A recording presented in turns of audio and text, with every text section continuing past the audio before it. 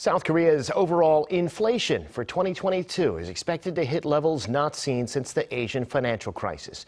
The Bank of Korea expects it to slow down next year, but an important factor, it says, is going to be global energy prices. Choi Min-jung reports. South Korea this year is expected to see its worst inflation since 1998. The Bank of Korea on Tuesday said this year's overall inflation rate is expected to hit the highest level since the Asian financial crisis, when prices rose by more than 7%. This comes as prices jumped 5.1% on year during the January to November period. That's well above the inflation rate of 4.7% witnessed during the global financial crisis in 2008.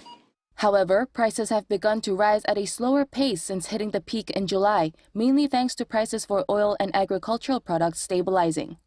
The BOK forecasts inflation to remain at around 5% for the time being, but expects the pace to eventually slow due to increasing downward pressure in the global economy.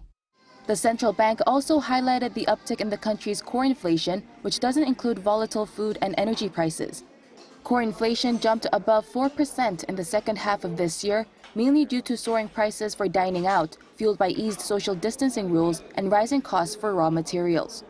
Other factors that will likely contribute to rising prices are unstable energy prices, with OPEC Plus cutting oil production next year and countries imposing tougher sanctions against Russia. Against this backdrop, the central bank said it will thoroughly monitor the situation and draw up effective measures. As there is great uncertainty, we will examine how past policies affected the country's economic slowdown and take action after taking into account interest rate changes in major countries like the US. Meanwhile, the BOK says it still needs measures to tighten its monetary policies, as the inflation rate is still well above the country's target of 2%, even if inflation begins to fall from next year. However, it did stress that this does not necessarily mean that the interest rate will be hitting their peak of 3.5%, as was widely expected last month. Choi Min-jung, Arirang News.